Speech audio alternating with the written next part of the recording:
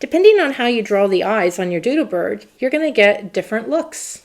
So it could be something where you want to make them more open and dewy-eyed, a little bit a slight arch on their eyebrow, or like on this one, you go at an angle with a little tiny beady eye, or you can do a circle with a eyebrow at the top going down, and that will also give kind of a nasty look.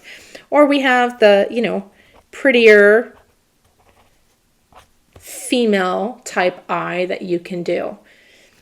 Really, there's no right or wrong. Just play around with it. And whatever kind of eye your doodle bird ends up having, it's okay. Even if they end up being upside down.